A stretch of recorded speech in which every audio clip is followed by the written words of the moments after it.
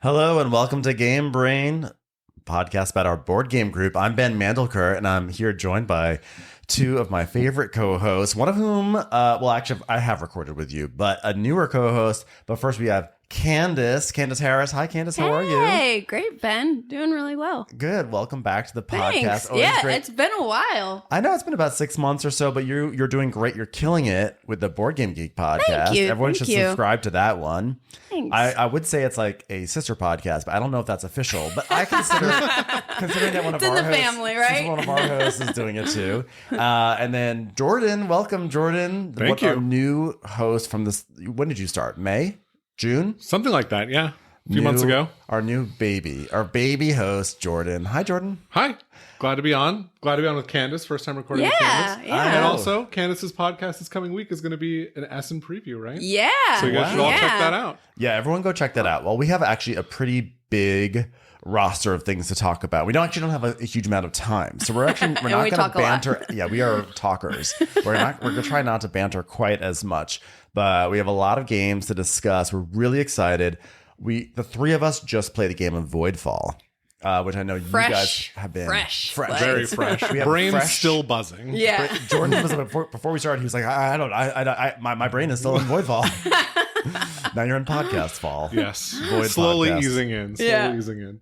We have so many fun things that have happened in just 1 week. Let's see, where should we start? Where should we start in terms of like new plays, interesting plays? I know that we have actually recently been playing a lot of games that we've been talking about on the podcast. But you guys have not really been able to weigh in very much and also discover, actually a new game to you, Candice. This is actually not a game that we've already been talking about, but you just played Trajan for the first time, right? Yeah. So last weekend after we played Magnate, after you taught me Magnate, and we had that epic game of building our city up, Yes. Simon and I, my friend Simon, ended up breaking out Trajan. And it's crazy because Trajan's such an old game. And when I was at Strategicon a couple weeks ago, someone had it on the table. I'm walking by, and I was like, what is that game? That looks so cool. So I stopped over to take a look, and they were like, oh, it's Trajan. And they had the Geek Up bits too, which I was like, oh, these components are nice. And I was like, okay, that tracks. Yeah. And then, so... By the way. Stefan Fell from like 2011 or something like that, maybe? It's an old... Have you played it, Jordan? Never played it. Okay. So I had never played it either, and I'm not like the hugest Feld fan, but I went home that night and I was like, oh, let me look into this game. You know, I've heard about it a ton. I just never was that excited to try it. So then, classic Candice, I got obsessed. I was watching videos, reading rules, found a copy of it on the Geek Market, got a copy. I was just tracking every day. I couldn't wait to play it. I was so happy that it showed up last Saturday so that we could actually play it. And, you know, you had to run off It was to... Rosh Hashanah. I had to go to Rosh Hashanah. So, but we ended up playing a 2-player game, and it was fantastic. It exceeded my expectations. I played awfully because it is so hard. So in the game, you have this Mancala kind of rondelle, which you're using for your action selection, and you have these different colored pegs in there, and you're trying to synergize the pegs you're picking up and dropping off so that a certain color combination ends up so you could take a bonus action. Meanwhile, there are like 6 mini games kind of on the board, which are the main actions. They're all like really straightforward, but the way it all kind of like works together is so like it burnt my brain in like the best way. It is a great brain burner. The Mancala mechanism, you have to plan so far ahead. Oh my and goodness. It's kind of the best example of what a board game can do. Like I think what I really enjoy in a board game, which is that the act of moving pieces on a Mancala is very simple, but like making sure you have the right colors and the right bowls at the right time to do the things you need requires so much thought, and you're synergizing with all the other things on the board that I think it's actually one of his most brain burnery games because of that, with such a simple thing. I wish he actually came out with like a Trajan 2 where it's not like a second edition of Trajan, but just using the Mancala, and maybe be interesting to see how that would be applied to maybe like some newer game concepts that have come out since whenever it was 2011. Yeah. You know, It's kind of interesting because Feld is really big on these mini games. You don't see that with a lot of other designers, I feel like. Yeah. well, you're saying Gugong. It comes up every now and then. Comes up every now Oh, and then. right. Really, I forgot all about Gugong. yeah, and I actually really have been thinking about playing Gugong again lately because I bought the expansion like 3 years ago, and I've never played with the expansion. The expansion's supposed to be wonderful. Yeah. But a lot of people hate the mini games. And Yeah, it's not my favorite thing. That's what I was about to say. And Crystal Yeah. Palace is another example of a game with a really cool central mechanic where you set all the values of your dice, but then you engage with these mini games that just aren't that interesting to me. I think that's But I'd what be excited to try it. Yeah, I think that's what originally turned me off to Trajan, why I was just like, oh, whatever, it's just some mini games, you know. But again, it's like each little mini game or, you know, action they're all important. You want to do them all, but you can only do certain things based on the way you're trying to drop those Mancala pieces around. And the other thing I really liked with like a 2-player game, it was very competitive feeling. And there was like some player interaction at different points. You're competing to race up this Senate track. You know, you have the ship situation, you know. There's so much going on, and there's these punishments. And it goes, you goes gotta- very quickly. It feels like the there's people not enough demand time. stuff in this game. Yeah. I personally I'm totally fine with minigames. I feel like there should be justice for minigames. People just don't like them. It's like if you say that a game has minigames, people go, oh. And and I don't think like why is that bad? I mean, so there's so many abstractions in games. Maybe because it just feels like people want things to feel more cohesive or something. But there are plenty of games that have like mini games. I would argue, and this is an on the fly kind of thing, but like there are probably a lot of games that have mini games all over, but they're kind of integrated in a way that it feels like it's part of a cohesive thing. And I think that maybe with Trajan, it's so obvious, and with Gugong, that there's like, you go to this area, you do this thing, and this thing, and this thing over here, that I don't know, but maybe that just like really chafes people. Yeah, I feel like it's one level up in design to take all these disparate aspects and make them interact with one another. Yeah. And if you can't accomplish that, it feels like your design is a little, to me, it feels like your design is a little bit lacking. I really want to play Marrakesh, by the way, which is his game, Still haven't played Feld's that game one, that came yeah. out last year. And people are saying it's great. Some people are saying it's like a top 2 or 3 Feld game. And like, I think there's a new edition. There's an expansion coming. There's expansion, but there's like a deluxe version that I'm not going to buy the deluxe version, but I want to get the non-deluxe version. But I don't know. I have just a little concern about, am I really going to be able to get to the table? Because the Game Brain crew in general, I feel like everyone respects Feld, but I find that a lot of times when I say, hey, let's get a Feld to the table, it's not met with like, yeah, it's sort of. Play with Tim.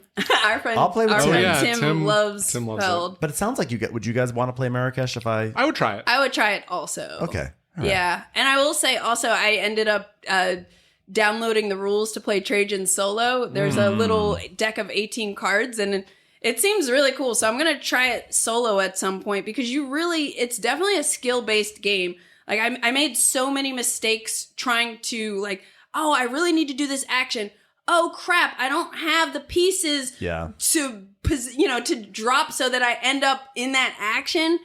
The other last thing I'll mention is that at the beginning of the game, you get an end game scoring tile. Everybody gets one. I looked at my tile and it has some green resource on it, like one of these green tiles that has a resource. I'm like, for 9 points? I was like, oh, I'll worry about that later. Yeah. You know, not knowing exactly how the game was going to go down and that demand where you have to like take care of the people's needs every round.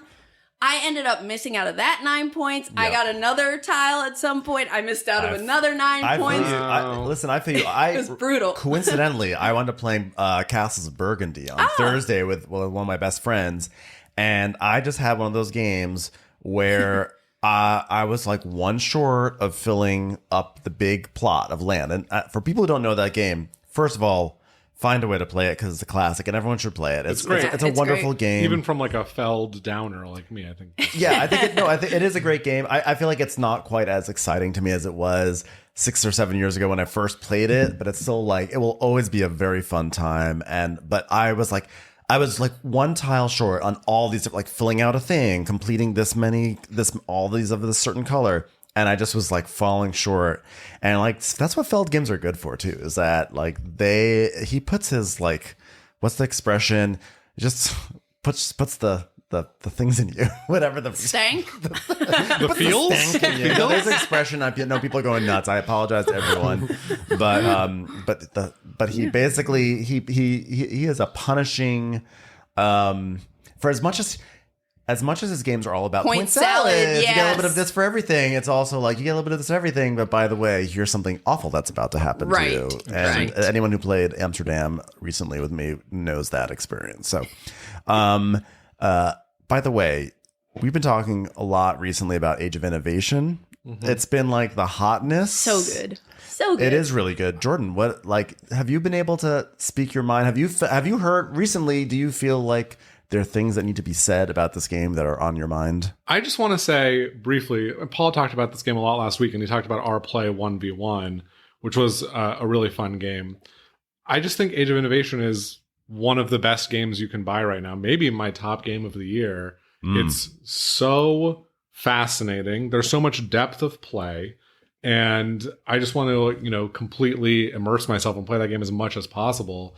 And I just wanted to, come on and sing my praises for that game. I think it's something really special, and everyone should play it. And I want to talk too, because I was speaking to a friend recently who said, "Oh, I own Terra Mystica. It's 80% the same. Do I really need both?" And my answer is yes, or sell Terra Mystica, because I think this game really perfects the formula and just adds a lot, both over Gaia Project and Terra Mystica. So it's my personal favorite of the three. And I think we'll be playing it more so than any of the other games that have come out this year in 5 years. Yeah. Yeah. Yeah. I love Age of Innovation also. And, it was the week before Gen Con or so, we played Terra Nova, which is the watered down version of Terra Mystica, like the intro version. And I hadn't played any Terra Mystica in years, but I played probably a half dozen times back in 2019 when I first got into heavy games. So this re-tingled my brain of all things Terra Mystica. And then I got really hyped for Age of Innovation, got Age of Innovation, played it at Gen Con, loved it. I had a moment where I placed my first two, not dwellings, but the little houses. Yeah. Well, settlements. Yeah, settlements, whatever. Log cabins. I placed them and I was like, I've lost the game because I was the only person that didn't have neighbors. And I ended up making this crazy comeback because of the different innovation tiles that I got. Mm-hmm. And I was just trying to, every round is a new puzzle. And that excites me so much. And yeah. So, but the thing about Age of Innovation is one of my friends said, she's like, I still like the tracks in Gaia Project more. And that reminded me that I hadn't really played Gaia Project. I played a partial game, had a bad teach back in the day. And so I was like, I'm gonna revisit Gaia Project. Yeah. And I started falling in love with Gaia Project. And I've now since played that way more than I played Age of Innovation. Really? But I've played Gaia Project solo, or I played it solo probably 4 or 5 times. Wow. Probably 2 of those on BGA, and then a couple times in person. I've been on a mission to teach it to friends. I've discovered I have so many friends who've never played any Terra Mystica games. Wow. So I'm I've been teaching them that and Age of Innovation and everything. Anyway, so I'm I love all of the games. Right now, for whatever reason, I think Gaia Project it has been most exciting to me, but I want to get back into Age of Innovation. Interesting. I gotta play more Age of Innovation. I gotta play more Gaia Project. I really do. I think I've said this 3 podcasts in a row. I just, for some reason, I'm never compelled to play those games, but when I played them, I always have a great time. So I think there's an intimidation factor for some reason, but I think intimidation factor / I always have this thing hanging over me about gotta play more of the games I never play or whatever. But then at this point, Gaia Project is one of those games, so I don't know. But we'll figure it. But by the way, you mentioned talking about how you had played Gaia Project and it had been an aborted play. It was a whatever, and you sort of had moved on from it, and then you came back to it. So along those lines, another thing I want to circle back to, Jordan and we played Skymines this week. Yes. Which Candice and I played earlier in the summer. Yeah. And so, Jordan, going into that Skymines game, where was your mindset about the game? So I'd only played one game of Skymines before, and it was a fun play, but it felt like the game didn't properly cohere. It didn't really work to give you a good impression of the game. So I was excited to try it again because I like a lot of Alexander Pfister. Because the two of us played with Matt Robinson. That's right. And had you played Mombasa? I'd never played Mombasa before, so I'd played one game of Skymines, and the previous game I'd played was on the Moon map. We played on the belt. The belt, which is what Candice and I had played with Mike Nikoloff earlier in the summer. Yeah. It was great. It was a really tense play. All the players were, fighting over the stocks of these companies, fighting over the map. But it was really a learning play. That game is so deep. There's so much there. And I'm really excited to keep plumbing its depths. I mean, the deck building aspect of that game is pretty unique. It feels really fascinating. And, looking over at it's one of those games where you can look at everyone's holdings and look at the board and really analyze. And that is, that's an exciting thing. Yeah, playing it again, like after I played it with you, Candice, remember I was like, oh my God, like, wait a this second. Is so good. I have now finally connected with this game. Yeah.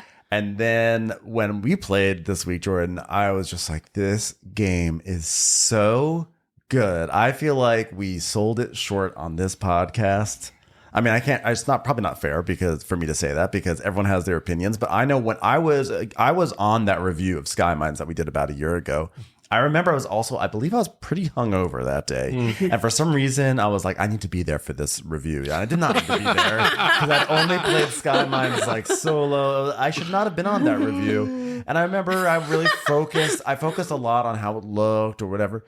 But like, that was dumb of me to do that because the truth is, Skymines is so good. Yeah. It was like so deeply good and everything feels exciting and everything was tense and you're looking at all the other players and it is rich and there's so many things to try and the variability is like through the roof with how those tracks lay out and where they lay out and what they do. One thing that like I couldn't figure out is, did the game come alive also because we were playing the belt board, or is it like I want to try it again now on the Moon, which is like the classic Mombasa map, and see how it differs. Yeah, it has always come alive for me. Like, when I originally played Mombasa, I was excited just by reading the rules. Like, I was like, oh my goodness, I love this game. I love this game. Then when I taught it the first time, I was so excited to share it with people, and they were like, oh, as I'm teaching, they're like, that sounds cool. I'm like, yeah. And then we played it, and it just, every single time I play it, it's so good. Yeah, I feel like it's so good, and I feel like it's sort of just not being it's just not getting thrown into the conversation as much as it really should be, right? Is that maybe because it's an older game just revamped? Yeah, and I think people really bounced off the art, which we talked about in our list review. That's not great. People do not love the art in that game, and that's kind of tough. But I have a sort of question. I mean, I'm excited to keep playing the game, but I'm wondering how variable the gameplay is going to be, and if the way to win the game is always going to be hit the top of one of the two tracks on your player board, hit the top of one of the faction tracks, max that faction out. I mean, is it really going to boil down to that every game, or are there going to be different ways to achieve victory? So I'm wondering. Well, I mean, the game has been out for what, like since 2015. 15, right? So I kind of feel like if there was a feeling of like, oh, you just do this, that maybe that would be something that is like in the forums pretty heavily. I didn't look. Right. I guess what I mean though is not, oh, you're gonna do the exact same actions to achieve the exact same result. I'm just wondering if at the end of the game state is going to look the same every game, or if there's going to be a different looking setup. Yeah, there are also those modules too. Like, I don't know if you guys have looked into like playing with any of those little modules that you can add to it to kind of vary it up a bit. Yeah, we almost did some of the missions, but it was a little bit too much on the fly. It's okay, Jordan. Jordan just slurped with the straw. It's okay, Jordan. Thanks for calling me out. Appreciate it. No, like, it was a mystery sound. Nobody knew. Nobody knows me. No, it was me. I'll fall on the sword. Oh, thank you so much. I'm falling on the sword and I'm blaming it on Jordan, guys. Yes, it was actually Ben. It was Ben. But what were we saying? Oh, the missions. I was gonna add them on the fly, but they were actually the process was more involved, and I next time I do want to play with them. But I mean, in terms of like, is it going to be the same game state? I mean, basically the game, the main areas where you get the points in the game are in the stock tracks and on like the helium track and the research track. And I think I'm trying to remember. I think those are like our places that you earn points. Yeah, absolutely. So like, I don't think you can win by doing research and helium. I think that's really hard to win. Maybe you could, But I think you're either going to be either high on 2 tracks or high on a track and one of the side tracks. And so you probably are right, but I don't know if I don't think that's a negative. I think it's just...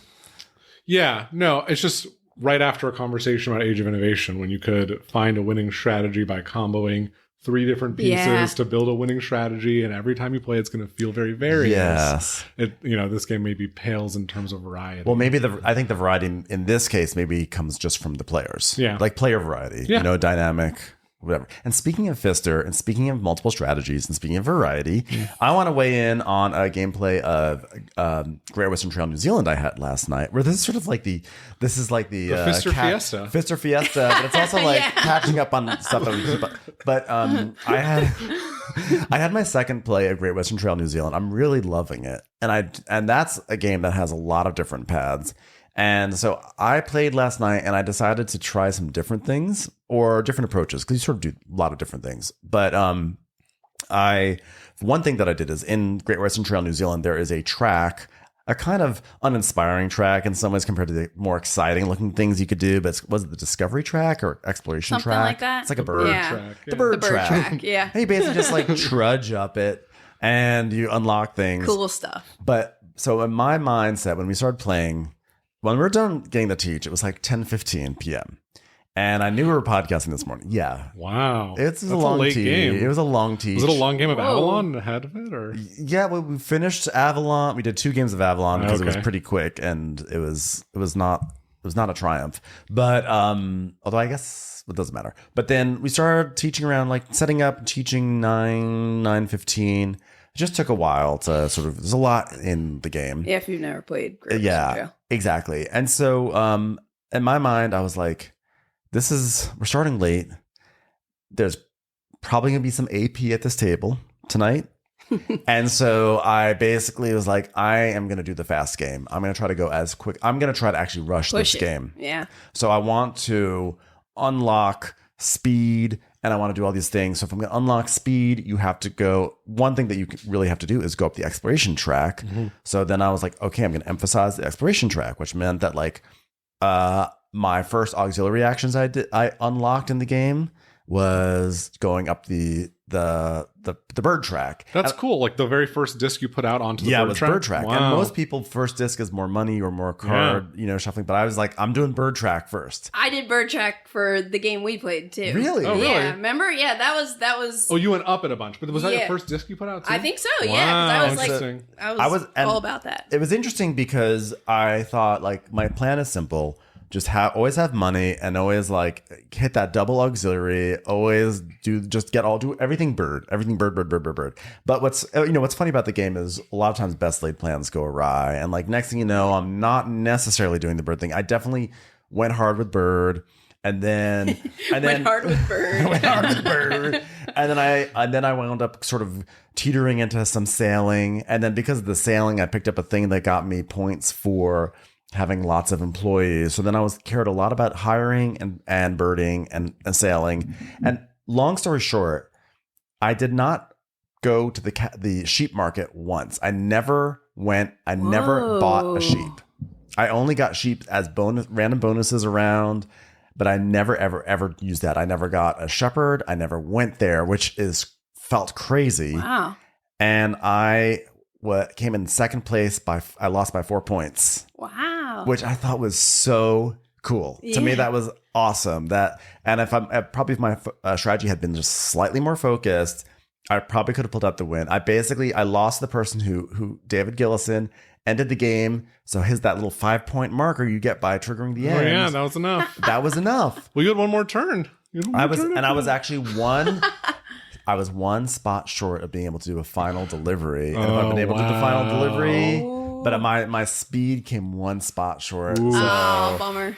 I love New Zealand. I think New Zealand is wonderful. I've been hearing some other reviews online that are like, it's good, but it's convoluted or this or that. I'm like, no, it's excellent. I think it's so fun. And I love that I could do a whole different game with doing counterintuitive things and still be competitive.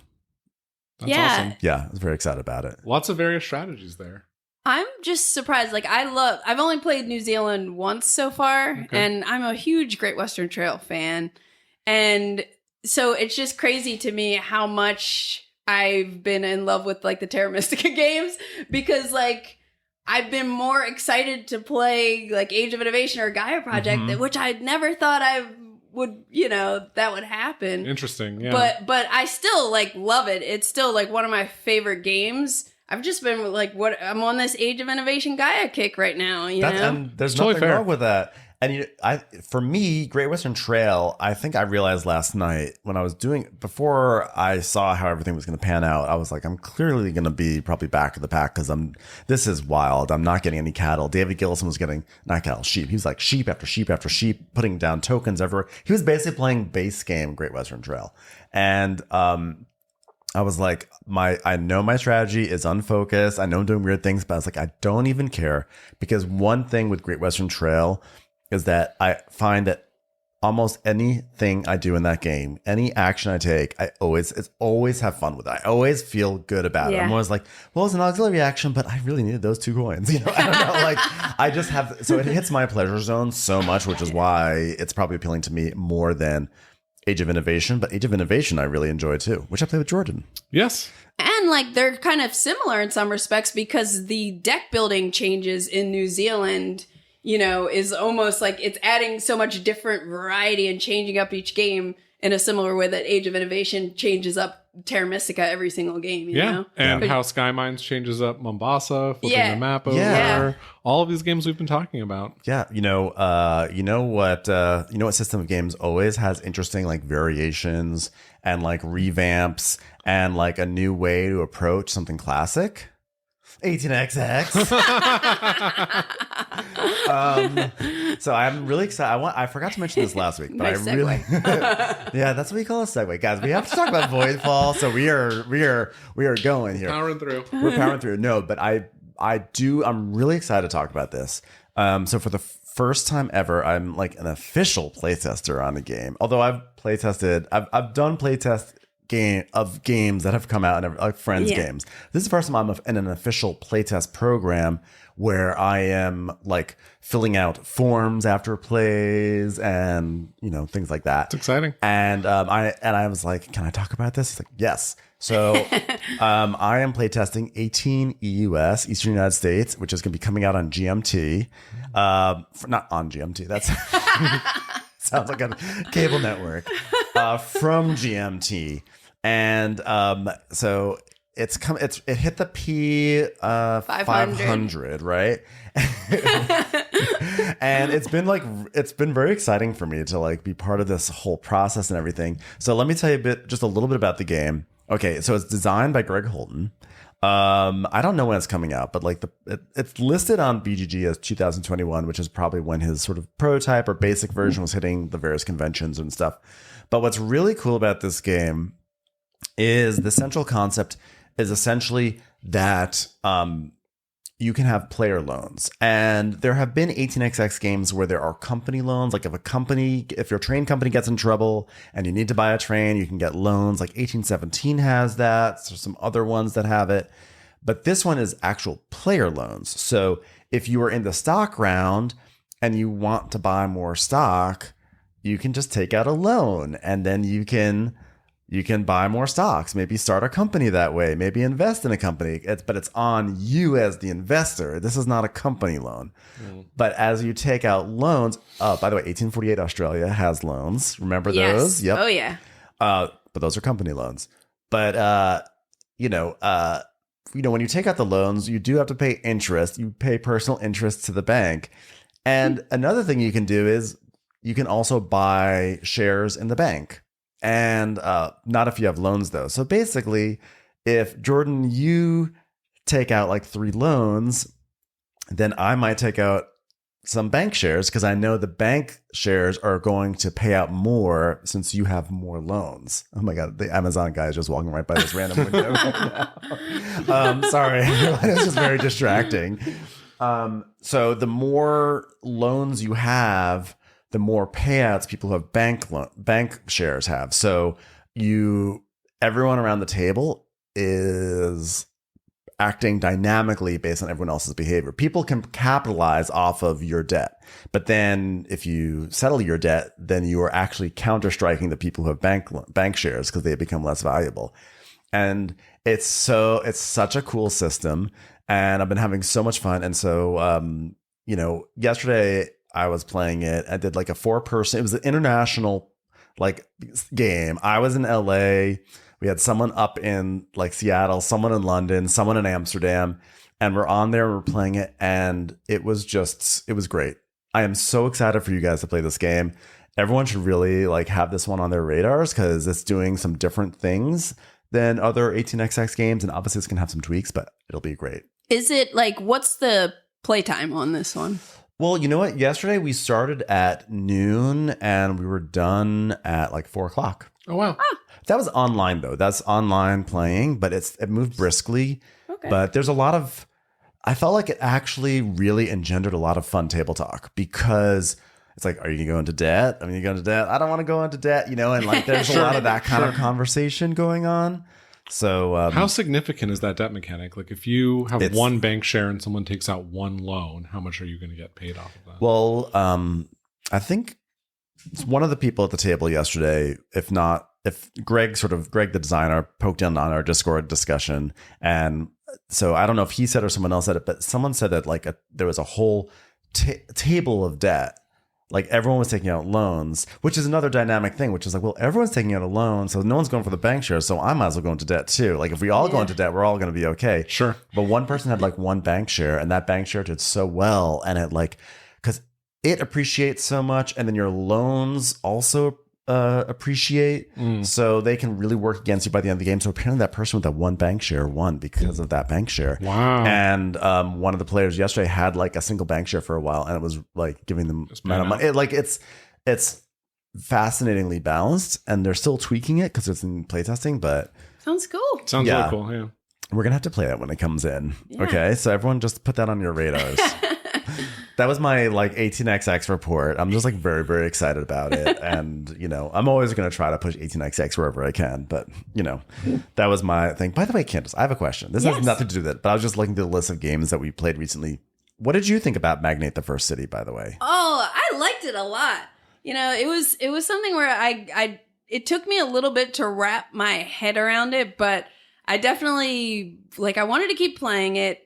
Or I wanted to keep playing it. No, our game went kind of long. Yeah. I wanted to play it again because everything kind of clicked as it progressed. And also, I love how the board develops. And I don't know. I think I might agree with you that it's like one of the more enjoyable city building games for me. And I know you mentioned Matt is interested in playing it, which that's always a good Matt. sell. My Matt. Yeah, not Matt Robinson. But yeah, my Matt is interested in playing it. And anytime he even gets remotely excited about playing a game, it's like, let's play it.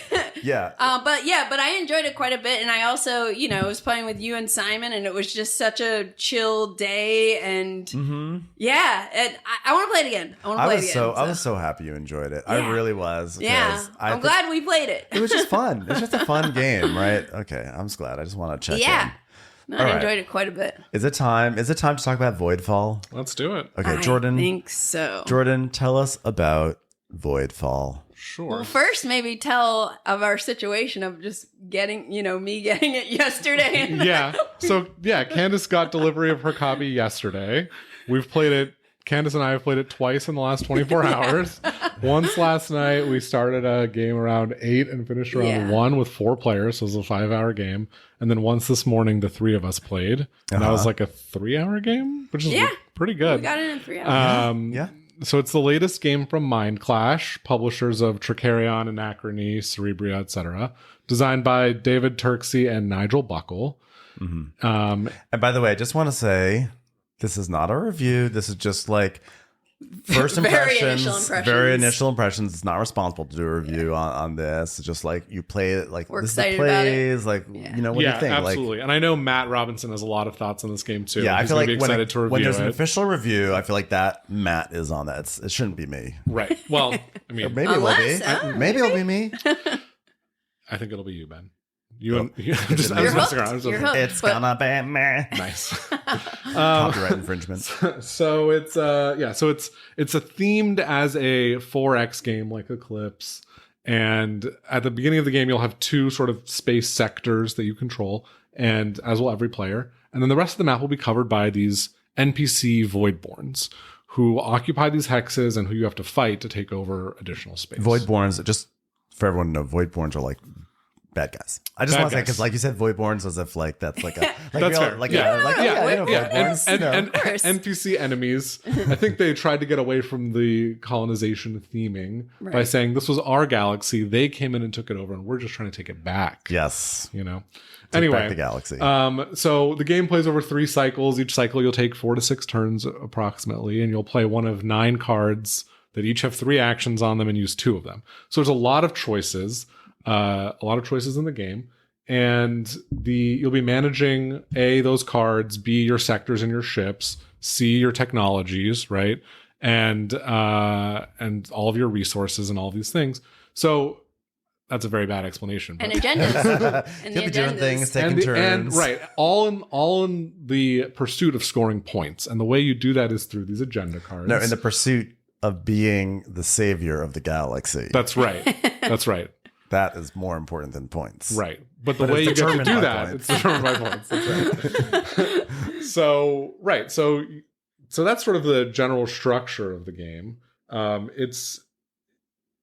I don't know. Why don't you 2 weigh in with some initial thoughts? I don't know if you guys have anything you want to... Yeah, I would just say first, it's not really 4X, it's more of a 3X. You're not really exploring. Yeah, so you're kind of missing that, and it's very... it's a Euro, it's definitely like a Euro experience. It's all like the combat is deterministic, so there are no dice rolling in this game. The combat, like I said, felt very much like the combat of Western empires, where in Western empires you have like a stack of chits going up against another stack of chits, and you sort of like peel them off of each pile until there's only one pile left, and that's the winner. So more or less, sorry if I oversimplified that, but I'm not saying that as a negative. I was saying like roots. You can see roots of other games in this. So I'll chime in just because yesterday it was my first game playing it. I think just before it went on Kickstarter, David Terzi gave me like a maybe 1 round demo of it in TTS, and I remember being excited about it then. But then I kind of like forgot about it because there are all these games coming out. It takes a while to produce these big games like this. But so I know like Jordan, like you and Matt Robinson were like have been super excited about it. You guys dabbled in playing it in TTS a bit. Mm-hmm, so yesterday when I played it for the first time, I was like, wait, how does this game work? Like I just remembered there being a ton of icons, and I remembered after David explained them to me, I'm like, oh, it's Ian O'Toole did the art and graphic design. So it's like there are a million icons, but once you learn them, it's like, it's so well done. They're very learnable. Very okay, yeah. Because I want to say, as a callback to the Feld stuff, I've got Amsterdam and I've got Hamburg, but I've got the English cards. But Amsterdam has the version I have. Oh, there's someone at my door. It's probably the Amazon guy's been circling. It's probably the Amazon delivery person, but that's okay. Wait, no, sure. Yeah. Oh okay, yeah, I can keep going my thoughts on it. Yeah, sure, go for it, guys. But yeah, so anyway, the production of it is amazing. It's very like the first time you see everything, and if you're learning it, like thankfully Jordan learned all the rules and was able to teach. So it kind of took the burden off of me, but I think, if you're the one that's learning and teaching this, it's going to be a beast, and you should just kind of like expect that first game is going to be very much a learning game. Take it with a grain of salt, because me coming back this morning and playing it a second time, everything clicked so much easier for me.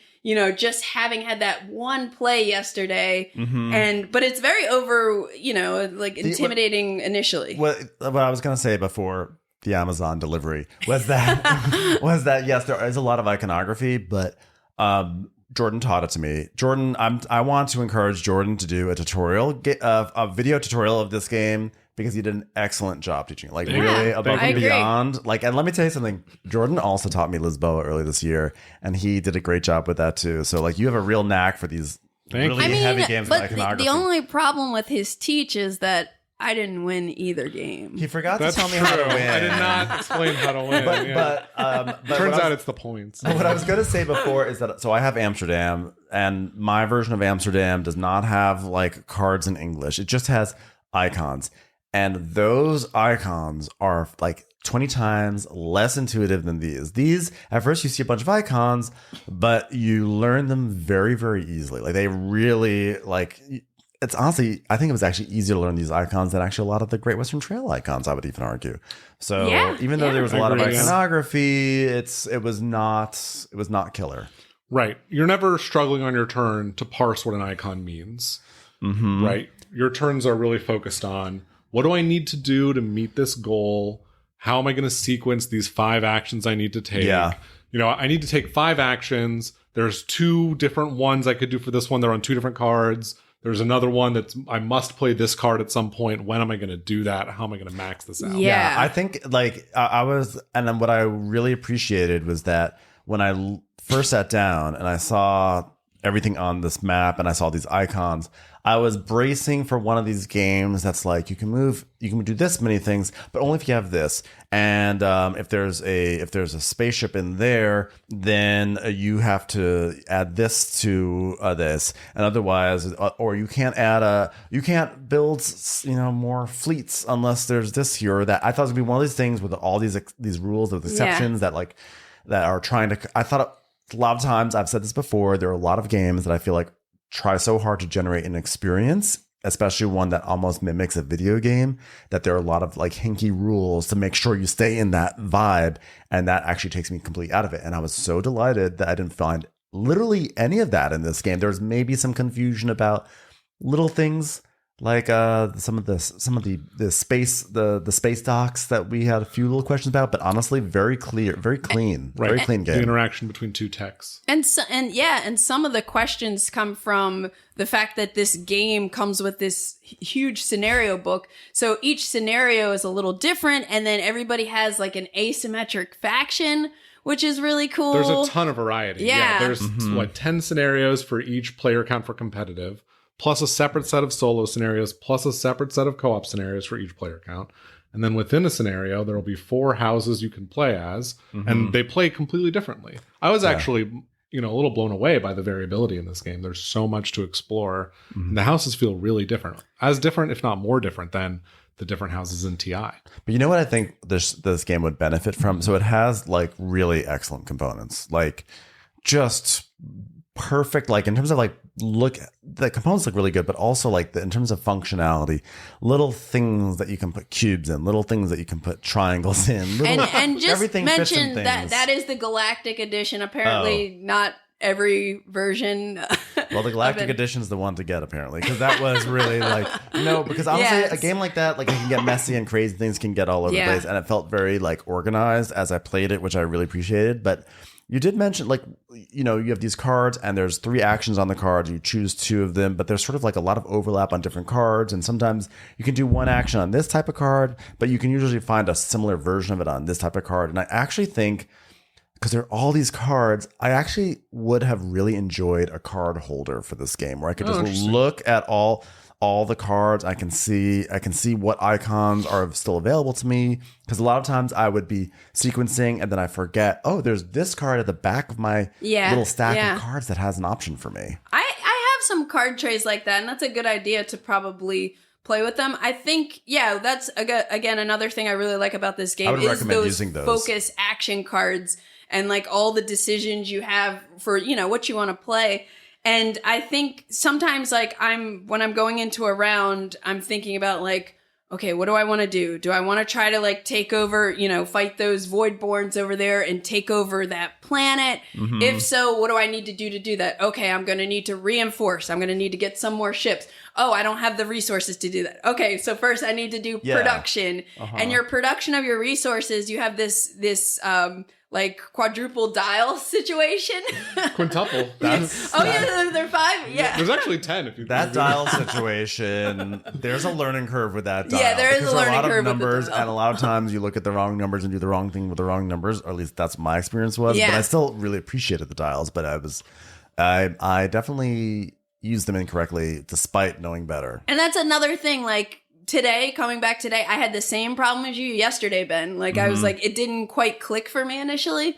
But today I'm like, oh yeah, it's just the resource dials. Yep, this is your production. This is what you're yielding, and this is how much you have. Yeah, this is your stockpile. Yeah, totally. Yeah, so it's like one of those things that like clicks after you play it once. Yeah, I think it might be useful to talk for a second about that exact feeling you're describing on your turn, where you have your hand of 9 cards, and your goal for this round is to take over 1 additional sector. And if you have 2 or 3 invasion actions across those cards, right? So what you have to think is, okay, which of these do I actually want to play for the invasion?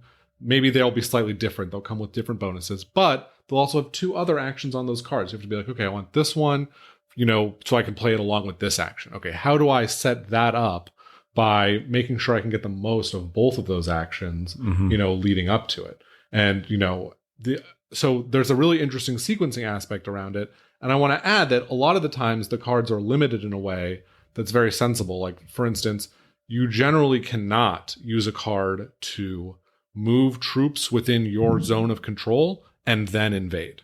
Unless you're me. I was able to do that. So maybe your faction had a special ability to do that. Right, you had surprise attacks. I had quote unquote surprise attacks, which is just basically like, okay, you're allowed to move things and then attack. Because I took the faction that was this. I took the simple faction because I was like, I'm new to this, so I had the low complexity faction, which just let me sort of move around. Not that it helped me in any sort of way, because one thing I think that like in all these games and all these Twilight Imperium, Forbidden Stars, Eclipse, whatever, like you're usually given something that says use this to score points. Even Terra Mystica or Gaia Project that says this is where you get your points, go for it. And this game sort of has like a bit, it says at the beginning of the round, this is where you'll get points at the end of the round, and also you have your agendas. And I think that for me, I did not fully appreciate how important it is just to follow like what it tells you to do. Like I was like, oh, in my mind, I was thinking my power is I've got the surprise attack thing, so I should use that to attack sectors and get points that way, because that I'm going to flog my power. And it didn't feel in this initial game that actually, while that was nice and was fun and I got to do that, it didn't feel like that was actually what was in retrospect I probably should have been doing. I feel like I should have been following what it was telling me to do for points, because I feel like you guys did that. And you guys again, did really well. It's a new player. That's like an experience thing. Because today I did way better with the agendas, and it's important to find the right agendas and get them as early as possible and figure out how to really optimize the scoring on them, because they're huge, which the agendas, just so people know, are like you get these cards that say at the end of the round, if you have like you get points for each one of these types of resources you have, maybe something like that. Personal scoring objectives, objectives. And you'll score them every round. They don't go away at the end of the round. And a lot of the time they have these sort of levels where once you hit it, you're going to score those points no matter what. So if you get that down in round 1 and you can score it in round 1, you'll score it again in round 2 and 3. And so they really escalate the earlier you can get them out. Yeah. And I think the reason why I think it's interesting, because when for me, my 2 favorite games in this sort of genre of games is obviously Forbidden Stars is my all-time favorite in this kind of world. And then TI4. And in both those games, it's really cut and dry with what you have to do. Like Forbidden Stars, you have to get your objectives. Doesn't matter how you do it, but however you want to do it, you have to get, when I say objectives, like you have to, it's capture the flag. Yeah. And you have to get your flags. And in TI4 or any of the TIs, it says like, this is how you get a point. Yeah. And this is how you get a point. And if you don't get those points, you can't win. You need those points. But this game, it's sort of like, pick your own scoring conditions. Pick your scoring. Yeah. Which is really cool. It's cool, but I think you have to really focus on that. Appreciate that. Yes. Sure. Plus, it's interesting too, because the different factions in TI, it feels like, score their points. If you're playing the SAR ball or whatever, you're trying to do the same thing every time, right? You're going to move around and score points in this way by taking over territories. Whereas in this game, as you said, with your surprise attack cards, it lets you do something different, but you still have to find a way to turn that different thing into points. Yeah. And that by getting the right agendas and synergizing. Yeah. And that adds more variety, I think. Yeah.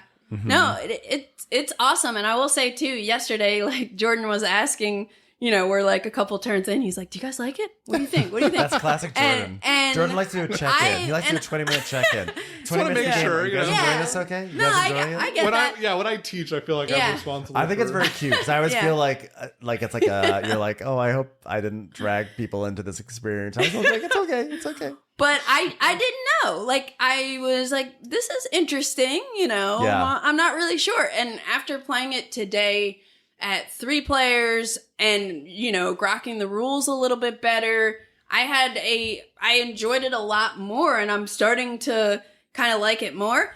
That being said, a couple of my initial impression, I guess, negative hits on it are, number one, the setup is really long, and this game is a table hog. Like, I can fit 6 players playing TI4 at my table, and we were kind of like struggling to get a 4-player board because your player boards are massive, and the hexes for this game where you're setting up your map are beautiful and huge. And on the galactic version, they're like dual layered and everything, and it's triple layered. Triple layered, yeah. It's amazing, but it takes up a lot of space. So that's one thing to note. Like, it's gonna take some time. Big. The setup is egregious. Yeah. To set it up and huge. to tear it down and everything. It'll be fast. Like, today was faster than yesterday because today There's 2 of us doing were Yeah. doing it, and yesterday was just. Well, yesterday it was like 4 of us doing it, but we were all like unboxing it at the Yeah, same yeah, yeah. time. And like, I was thinking about that when we're setting it up, and like, I'm not comparing this necessarily to TI4 because they're 2 different games. Yeah. It's not fair. But one experience I really enjoy in TI4, I'm like, I'm not comparing it, but let me compare it. But one experience I do enjoy that the creation of the map in TI4 is something that the group does together, and that it's actually a pretty straightforward thing. And it actually takes probably as long as setting this up, but it's a social experience, and you're putting down tiles. And I think that's like a very, very fun thing. And I kind of wish that there was some element of that in this game, in terms of making that map. Yeah, just to add on to that, though, the maps in this are perfectly balanced. Like, they're symmetrical. Yeah, and by the way, Forbidden Stars does that for too. like the event cards that you might encounter, and they're related to the event cards and the faction. So it's all balanced together and thought about. But the other thing I'd say is this game is meant to be sort of in a certain way Euro, but also TI light, like way shorter. Mm-hmm. Our game today was 3 players. It was 3 hours. Yeah. And, TI is... well, if you play TI at 3 players... Well, it would still take at least twice as as long as this. No, I played TI at 3 players before, oddly enough, and it was probably about 4 or 5 hours. So, yeah, okay. Yeah. So I was hearing, I wouldn't back. really put this in the same umbrella as TI, aside from the space theme, but I was hearing a lot of people compare it to Scythe, actually, saying it was like kind of a souped up Scythe. That's one of my concerns. So I want to talk about that a little bit later. But you have a concern about a runaway winner. I have a couple of concerns here, and I have a caveat. I'm just going to say this could all be like new player stuff. This is not the review. This is just like we so played this it. This is what we're thinking. This is on our mind. me playing this game twice now in the past 24 hours. So one thing, Jordan just said it. I think there could be a runaway leader problem because we were talking about these cool agenda cards where you can kind of create how you're going to score throughout the game. But if one player, and this seems to have happened both times we played, like if one player is like doing well and figures that out, it's hard to then come back and catch up. Yeah. And it might be like you said, like, hey, maybe somebody needs to attack someone. Yeah. And that could be a new player thing where we're all like turtling a little bit and just kind of like in our own worlds.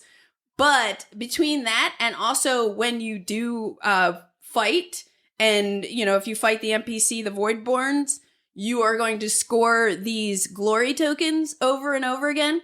The last game we just played, Jordan had like 12 points or 15 points worth of glory tokens. Yeah. But I'm like, 12, if you keep taking over, but like if you keep doing that, you're getting like 15, But 10 But points. if someone attacks you, they Then score they can take your it back. glory. Yeah. But here's Right? the thing, though. Yeah. At the end of there's 3 rounds, and at the end of the second round, I had like 75 points. Jordan was at like 140. If I attack Jordan, okay, I'm gonna get 12 points, and he loses 3 points. Yeah. Okay, great. You're still 70 points ahead of me. So I hear that, and I have the same concern that you I'm do. actually not even complaining. I'm just saying, like, it's an observation. Maybe you have to be checking right from the beginning, or the game doesn't feel almost long enough to then drag someone down. So that's sort of what I'm wondering about, because at the end of each of the games I've played, and I've played 4 now, we've come to this place where everyone's next to each other. Anyone could basically attack anyone, right? And in all 4 of those games, nobody decided to do that. And in a game of Scythe, that's probably a similar, state of affairs. No one's really going to attack each other, or if you do, it's going to be very limited. And then for this game to really work, I think you need a higher level of player interaction, and you need to be able to check someone and add that player versus player combat in. Now, it might be one, like you're saying, Ben, it's not enough, right? You can't drag someone down enough and prop yourself back up enough by engaging in player combat. If that's the case, that's a serious problem. It might also be players in our games have been unwilling to attack each other because this feels like a Euro and it's so long. And so you don't want to come in at the end and say, hey, let me just knock you down. Right. But it's so long, and at the same time, paradoxically, not long enough, because there's almost like not enough time. If there's 3 cycles and at the end of the second cycle, someone has big points, there's not enough time to maybe... and first impression, this is just hot take and what it seems like. There's not enough time to then say, like, let's pull the rug out of that person and hoist ourselves up. And so it's I don't know what you necessarily do with that. I don't know if that just comes down to experience of, again, also you had 140 points, I had 70 points. It was like after the second round, but my first time playing the game. So I'm not flogging the things I need to flog. I'm just like going around with my little spaceships attacking aliens. And the other thing is the game does have, there's a million aliens over the board. So you're actually so involved with these aliens that you aren't really incentivized to go after someone instinctively. Maybe you should be, but you're not. Yeah. So just to chime in real quick, because one of the things that I think is very cool about the game is that when you're sitting down to set up and picking which scenario, you have a choice of the aggression level and the complexity level that you want to play. But I think I'm still wondering if it is a new player thing, or if you're, like you're saying, we're playing this Euro game, so we're not really wanting to attack each other, or, again, who knows if it'll even help all that much unless you do it early. And then what are you leaving behind when you're doing that? Yeah. There's lots of... I felt like there was a lot of stuff I really liked about this game. Like, I felt like the card play was really fun, the choices, and I loved how clean it was. The sequencing, I really had a fun time, but I was surprised that, like, as the game went on, for some reason I was having less of a fun time. Interesting. And it wasn't, I don't know why. I found that, the first round I was having a great time. I didn't have a bad time. I had a good time the entire way through. So this is not like, it's not a negative. It's just something I flagged. I noticed that, like, when a new round would begin, I don't know, maybe there was something about the objectives or was it the scoring? Like the fact that you felt like you were like really behind. But I wasn't upset. I wasn't feeling like, oh, I'm out of the game. I was just sort of like, I felt like almost like I didn't know what to do. I was like, I guess I'll go after more aliens, and I'll try to go for that thing. You know what it is? It's almost, it felt like, for me, some of those scoring things that you get fresh at the beginning of the new round,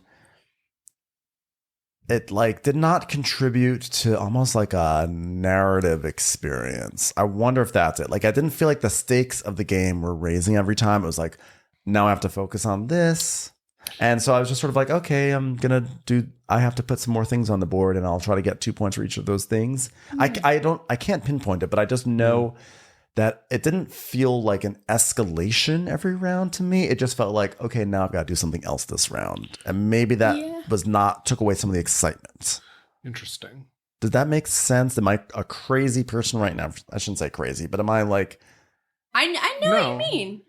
Do you think I have to like rein it in? Is this like too hot of a take? I'm not sure. I do feel some of the escalation because as the game goes on, you're managing more, and also some of the more interesting hexes, both controlled by the Voidborn and controlled by other players, become more and more accessible to you as you expand.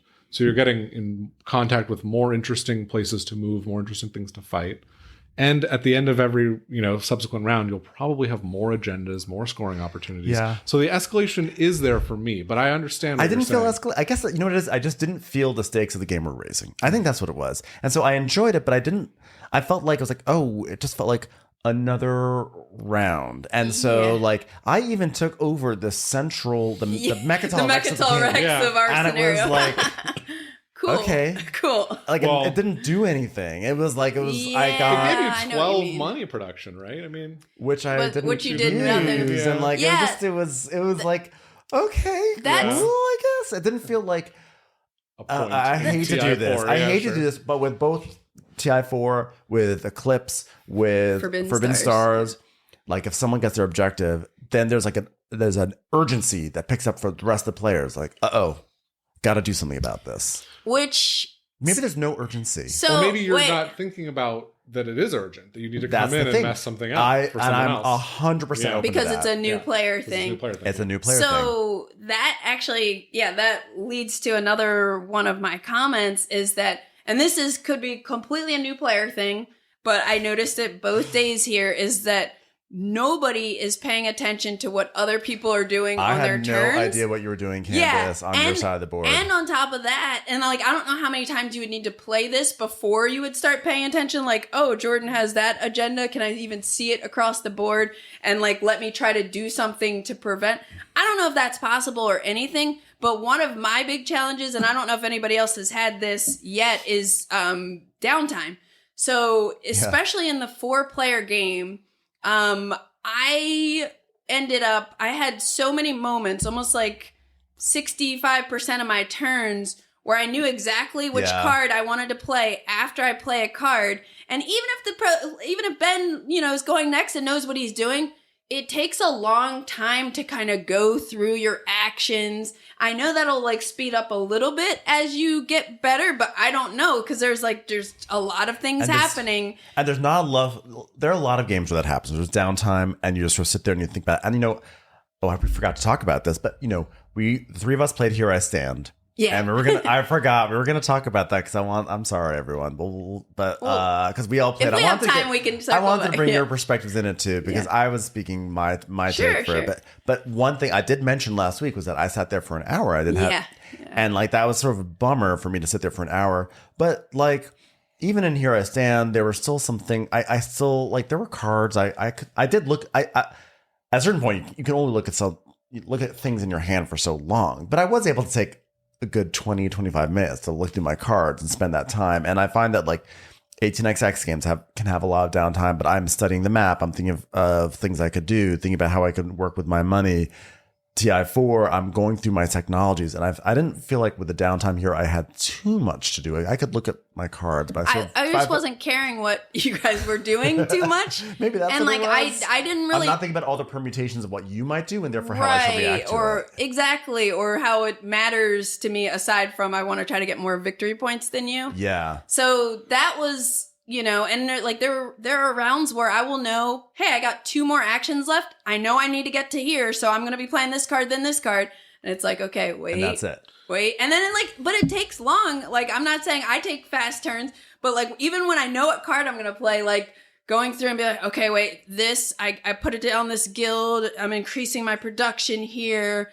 Now I can tuck this technology always card. One of us has a turn that's complicated. One of us has a thing where you're trying to string along everything and you're trying to thread the needle. Yeah. But then 2 other people, it felt like during those times, just had something add something to the board and I'm done. Yeah.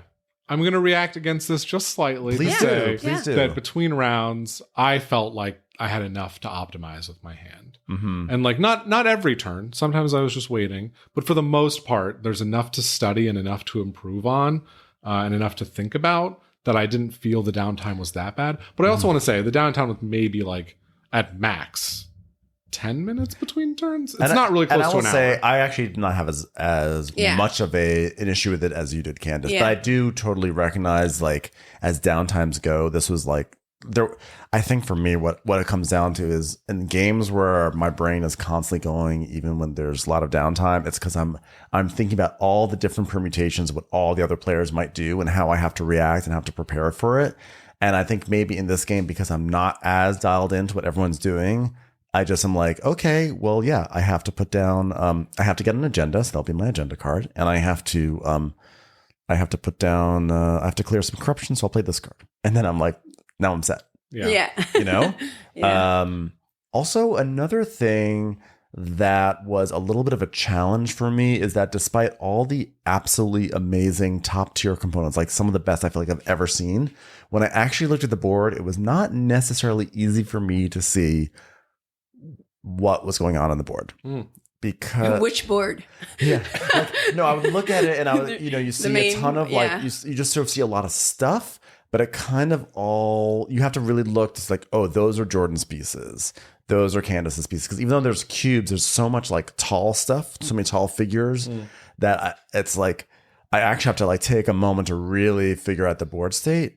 And that's more of a quibble, but it was still like, you have to, there's a lot of stuff to parse visually, Totally. But it's still, nevertheless, like, you guys were really excited for this game. Where does it hit right now in terms of your expectations? Do you want to go first, Candice? No, you go first. Okay. So I think the central puzzle of the game, the card play, is really fascinating. The game is beautifully produced. It's really interesting. I'm excited to play it a lot more.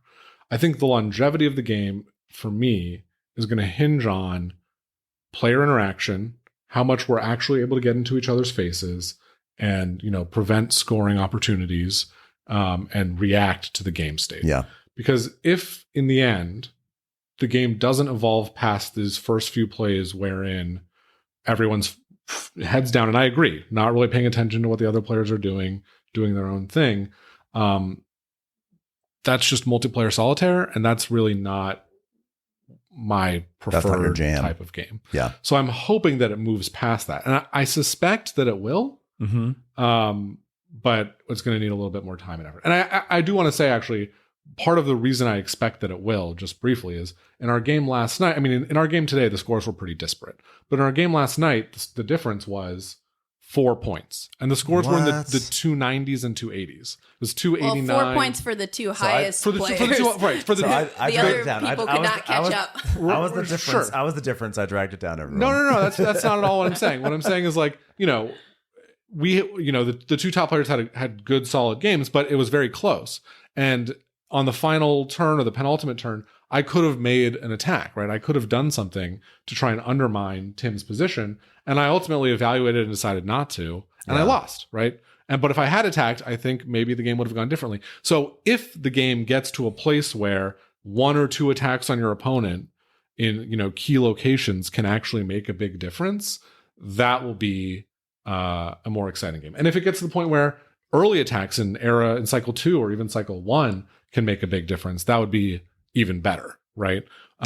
So I'm hoping that player interaction eventually it could. I have a theory that most games can actually get to that point, right? Like, there's certain games that people would call like, oh, this is super multiplayer solitaire, but like if you play it enough, then like even though it's multiplayer solitaire, you can start to anticipate what's important to that person, and then you can sort of like you can deny them, and so that you create interaction just by knowing the game really well. But I think that maybe for a game like this, you sort of hope that the game is going to facilitate that a little bit more. But like, hopefully it will. Yeah, it's an interesting problem because it kind of straddles the line. Some people don't want that, right? Some people just want a Euro style game that doesn't have interaction. And great. I think for those people, this game can definitely facilitate that because you can just agree not to attack each other. Yes. You've got a great sandbox to explore. And there's a co-op mode too, right? And there's co-op. Yeah, absolutely. Yeah. What about you? What about you, Candice? How did it align with your expectations so far? I definitely wasn't super hype. Again, when I first heard about it, I was like, oh, this sounds cool. When I first took a look at it, I was like, oh, this is interesting. I like the card play and everything. So I will say that playing it today, yesterday was that overwhelming first play. Again, I definitely am someone who's suffering from feeling the downtime, which is not that enjoyable for me. But I did some things. I was able to do some things today by the end that was like a little bit exciting. I was like, oh, I figured out something on my last turn where it made me, do a lot better than I did yesterday, and that's really exciting. Yeah. I would be curious to try this. I'm looking forward to playing it with people where we don't need to do a teach, where everybody knows how to play, to see how that feels. And also, I was saying, because the setup is so long, it might be good to just try to run 2 games back to back if you have, 6 hours or something. So far, I don't think I want to play it with 4 players unless everybody knows how to play. I would try 4 players again, but I'm curious to see how 2 feels. I'm curious to see, how 3 feels with different scenarios. It also might be cool to just play the same scenario with the same group back to back, maybe even keep the same factions and just see how that kind of plays out. Yeah. But I like it. It's definitely not giving me any like tingles like Age of Innovation does. Not that they're the same type of game. But there's something, you were talking, Ben, about like feeling like an escalation. Like, I feel like with those Terra Mystica games, every round I'm like feeling the pressure to keep up with people and do better, do more, and that final push. Whereas this one, I think, again, what I've experienced in the past 2 days is like, I don't think I can catch up. And so I'll keep trying to like, fight for second or third or whatever. But I think whereas in Terra Mystica games, you can have those exciting moments where you get something, you do some stuff in that last round and you prepare for that end game scoring, and that can notch you up, or you bump up that track.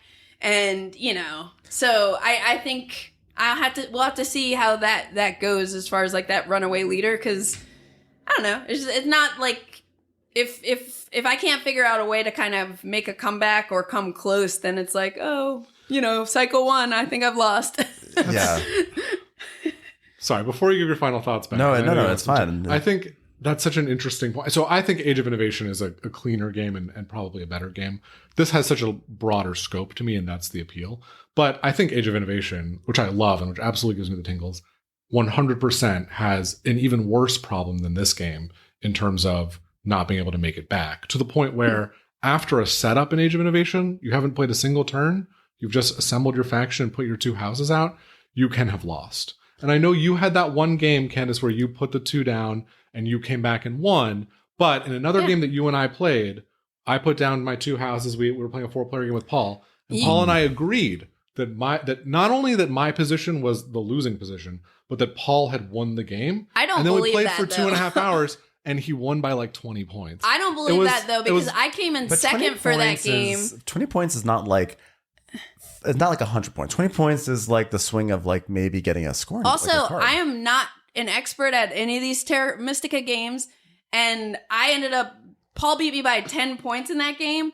I don't have any fancy skills. I was just doing the best I could. So I don't ever believe when it's like, oh, that combination of people, you can't win. I think there are opportunities you can find, and that's why I love those games. But also, runaway leaders in games is not necessarily a bad thing for me. Like, again, I'm like all about 18xx, and like that really can happen there, big time. But Splatter. I think Splatter games it can happen. Yeah. But I feel like if the journey is really good and really fascinating, or especially if like you still believe that you can do something, like if you feel like you have some agency, then I think that always helps. But I also think, again, if the journey's interesting, I'm still into it because I'm excited to see how things unfold. But I think here, I didn't care how our universe unfolded. I felt like I think it's just there was a lack of urgency or stakes in this initial play, but I can imagine, I do believe that there could be emergent stakes and urgency. But I thought that the card play was super fun. I thought there was a lot of, I would say many of the elements were super, super fun in the game, but it was missing an X factor for me a little bit. Like maybe end game scoring or something. Because you score each cycle the same way. Like you're getting more agendas theoretically, but there's no, exciting, like, let's score up at the end and see, where we really are. That's how I felt my one and only play. But I do think that games should have narrative arcs to them.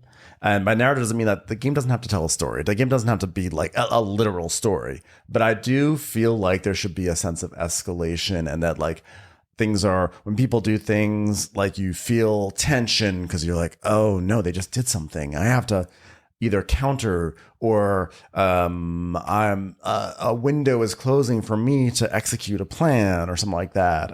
And I think I guess I don't think I felt that strongly with this game in the initial play.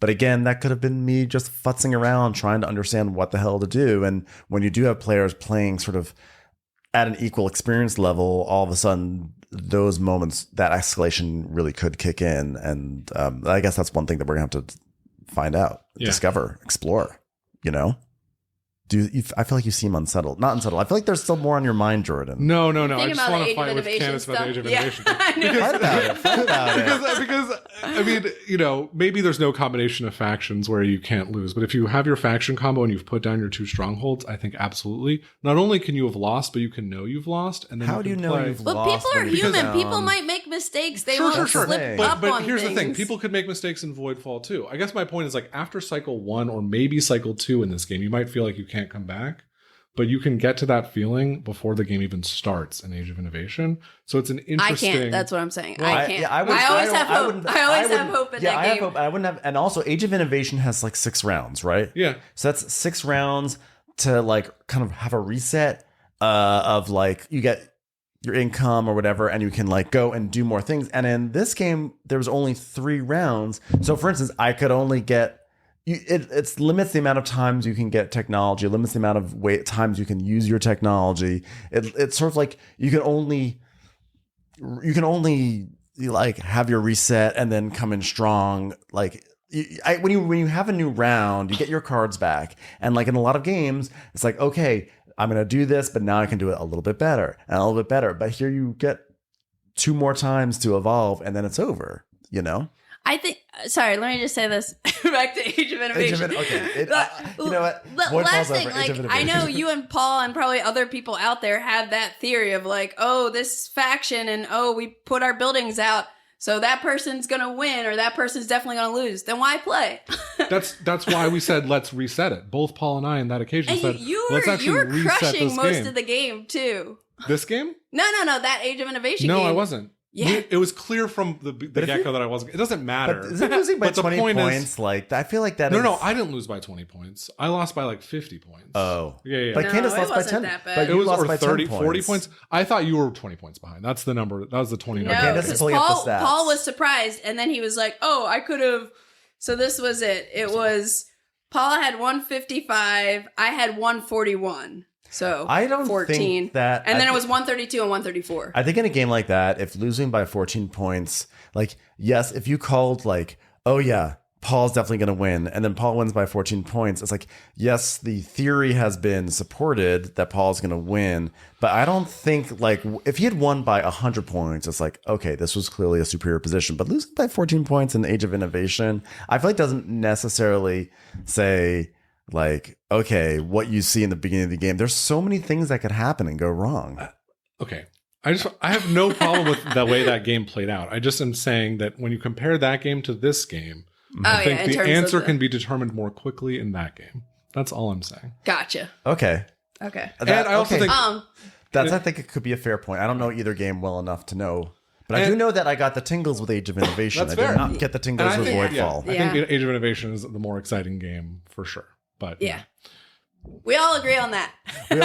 This is a TBD, but I'm excited to hear what Matt has to say, because he's really hyped about this, and I'm sure this will be circled. Well, you guys are going to circle back to this with this felt very reviewy, but like I can't wait to. I can't wait to have like really like.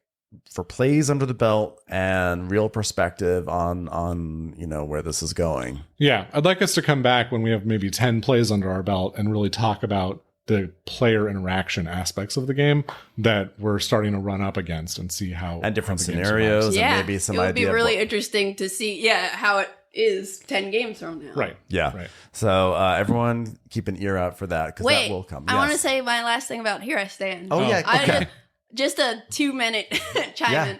Say what you want. I went in not being as prepared as I wanted to be in terms of knowing the rules. And yeah, there are a lot of rules. It's a complex game. But I knew it was going to be something where, we had 5 new players. We were going to sit down. It's going to take a round or two. We get into it. We get a feel for it. But one of the things I loved about it was that third or either the second to last round when we had our diplomacy phase. Because Here I Stand has a diplomacy phase where you get up and you go to almost like the day phase in Blood on the Clock Tower and you go talk to people and you wheel and deal. And that's how Aaron actually won, is he made deals with everybody. And it was just kind of blowing my mind that last round, the social dynamic of the game. Cause I'm like, France is speaking to England? What are they talking about? They're enemies, And I'm just so curious, who's making what deals and everything. And Aaron came out of that round with 11 cards. And we were we all knew he's got the most experience. He probably has some plan, but we didn't exactly see what it was until it was much too late. I think we had to go through it because I was he was so far behind all game in terms of points. And I was but he knows what he's doing, and Candice warned me. Candice was keep an eye. Yeah. And I was like, he's got something. I was like that. I was like, I know something's up. I have to be careful, but we have to just stumble through this. Jordan, what did you think about Here I Stand, by the way? Well, I don't want to keep fighting with Candice, but I thought it was only okay. I mean, everyone made the same deal with Aaron in the final round. It was give him a card so he won't attack you, which is fine, but it's not England was making a trade deal with France, and so there was nothing really of substance other than here's a card, please don't attack me. And I think for me, watching, there were 2 players who were engaged in this battle over Protestantism and Catholicism in Germany, and that was me. Yeah, it was you and Drew, and it's I was just trying to have babies. Basically on both of their turns, which happened one right after the other, they're just rolling dice to turn those tokens over, and I was like, what is happening here? There's no relationship to me. Yeah, I don't know. It was kind of dull, but it's fine. It's interesting. It's an interesting system, but it's not something that I need to. I think there's interesting parallels between it and Voidfall, which is that. My impression of it, I did not get the tingles from Here I Stand.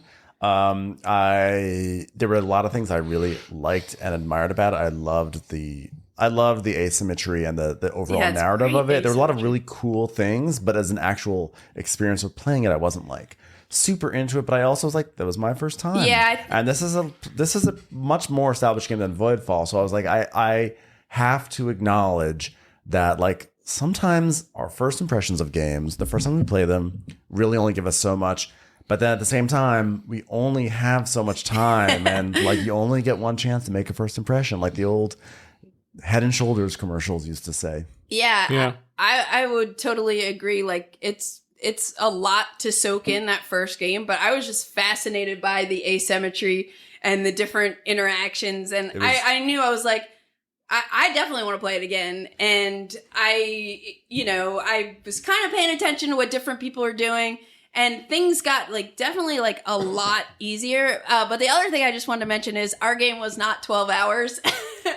It can be a 12-hour game, but because Aaron ended early, our game was only 6 hours or so. We were done by 6:30 p.m. We ended on turn 3 of it was 4. 10 I think it was turn in 4 or 4. something. Yeah. And how many turns can the game be? It could be 9, 10, 9? something like that. I was grateful. Yeah, we ended early. I was grateful. We had a hurricane literally bearing down on us. It was such a surreal afternoon. Yeah. But it was. I mean, it was fun. I would play both of these games again. Here I Stand again. I did not click with as much as I was hoping to, but I will play Here I Stand again. I will play Voidfall again. I will play. I don't know. Did I have a tepid experience with something else? I need to have a third. Tepid. Wow. I feel like our discussion of Voidfall has really gone downhill. Yeah, it's tepid. No. Actually, it was not tepid. It's sometimes I find that it just in general this happens with people. But when you start talking about something and you whip yourself into a frenzy, and by the end of the conversation, it sucked. It did not. I definitely feel fun. that. I legitimately had a lot of fun with. I actually don't want the negatives to outweigh the headline, which still was a lot of fun. You know? Yeah. Yeah.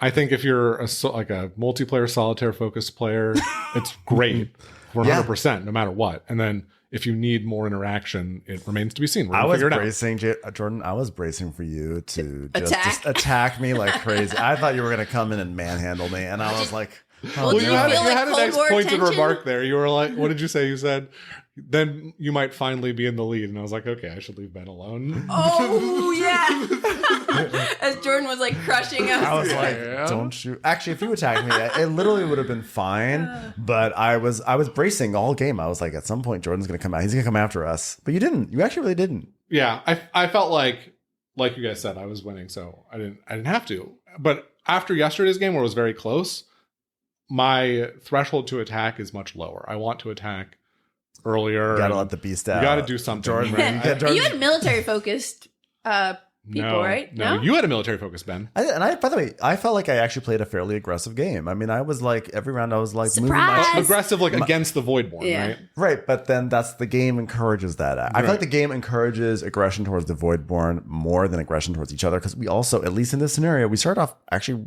relatively far away from each other. Right. Right. You know? And in the scenario we played yesterday, though, there were all those wormholes that made a lot of hexes adjacent to each other. So that's interesting. Yeah, because that's interesting also to see how from scenario to scenario, if like there's one that like really hits a sweet spot, because, you know, again, the game, even though it's several hours, it still in many ways felt short to me in terms of like you don't have enough of those moments where you then get your cards back and then you come in, but this when you come in, you're coming in a little bit harder because you got more tech, you got more resources, you got more this, and you got more that, and so you don't have like that. Yeah, I'm like, by the time I got close to you, the game was over. Ben wants to play the 12 cycle version. Right, yeah, exactly. Is there a 12 cycle? No. Coming soon, an expansion to Voidfall cycles 4 through 12. The map almost all day. Play all day. But listen, that book with all the scenarios was like, that was like a Cheesecake Factory menu. It was huge. It was huge. And it was also spiral bound. And I'm sure it did not come with lovely bread. But I wonder if there are some like sort of smaller, compact maps that are really intense. Because I actually feel like maybe that intensity of like player on player, even though like, you know, I don't like it when I'm thrust into into Jordan's crosshairs because he's a killer. I don't like it, but that might be the intensity that I'm looking for. Maybe so. I need to be thrashed around by Jordan a little bit. And we should say we played a scenario that was aggressiveness 2, complexity 3, and today it was 3 and 3. And each of those statistics is weighted out of 4. So we were towards the top end of complexity and aggression, and we still maybe didn't see quite as much as we were hoping for. Yeah. But I also think as players get better and more efficient, we'll move out to the center more quickly, and then we'll get in each other's faces more, and that'll be good. Yeah, let's put a pin in Voidfall. Yes, let's and for people who are interested, don't let the negatives don't put too much weight in the negatives, because we're all new at this, and it's just like, this is just like the thought. We're just being honest. New player. We're just being honest to thoughts. Exactly what our experiences have been. But and also you have to go, Candice. So we're just going to end this, okay? So, I'm not going to sugarcoat this whatsoever. That was great, though. It was great. I'm glad we got to play back to, it was really sort of back to back. Yeah. And I want to reduce, before we end, the negativity that I expressed towards Here I Stand, which I think is a really interesting game that models history in an interesting way. It's not tepid. And it wasn't a tepid experience. You could be negative about it because that one has been well established, and like there's lots of news about it. It's not a hot new game. Yeah. It's not a hot new game. If it was a hot new game and it's like, oh, we played it once, and let me tell you something, I didn't like this thing, and no one should ever buy it. That's maybe like not quite as Could have also fair. been the faction you played too. Maybe, I don't know. No, I'll try it again. It was interesting, I'm excited to play again, but of course I'm also excited to play more TI4, because TI4 is on my my 10 for 10. Okay, 10 great 10 out of 10. outro comment since we were talking about Age of Innovation. Yeah. I found the rules and got the player boards printed for the Twilight Imperium faction versions of Gaia Project. So we're going to do Gaia Imperium at some point. I would like to play Gaia I think it's going to be a riot. Is it all 17 factions? I think they did 16 of them. They left out the Soul. The Space Bros. But I read the rules. Like, there's a concept of owning Mechatol Rex that you're like racing to do. I'm so into all of the factions these are fan made factions that are Gaia factions but made from TI people. So they all are relative. Like the Jolnar are all about like tech stuff, so they can move up the those tech tracks a little better by only spending like 3 knowledge or something. So everything is tailored towards TI4. So that's probably going to happen before I play TI4 is Gaia Imperium. Where do people find that if they want to do that also? I would say just Google search. It's on BGG. Or you can go to the BGG Gaia project page and look under files and maybe just search like Twilight Imperium. Okay. But yeah, someone put the faction boards, and I got the faction boards off of Etsy because someone prints them for you. You know, I don't forget how much it was. It wasn't that much, but so I got the boards printed, but you can probably just print them at home also. But it has all the rules for them, and I was like, this sounds fun. And it adds a trade phase as well. Oh, yeah. So okay. That's interesting. I think it's gonna be wacky. The question is, what do you trade? Like, I give you 2 workers for $3. I think it's something with resources or like a conversion thing, but it's a new phase, and like just like in TI, how you can have a certain amount of commodities. You know, like the Lions are better at this trade phase than other people. If the companies were smart, they would like co-license or put out that and just make that a game. I think it would be I want them to add Sidereal Confluence on top. Oh, snap. A real-time trading phase. I need to revisit that one. I've never played that. I would really like to play that. I've always loved the idea of like sort of economic games where like not everyone has access to resources and you have to like really interact with people to get the stuff. It's fun. Like a real economy. Yeah. But anyway, TI4 is on my 10x10 challenge. I played it twice this year, so I still have 8 more to go.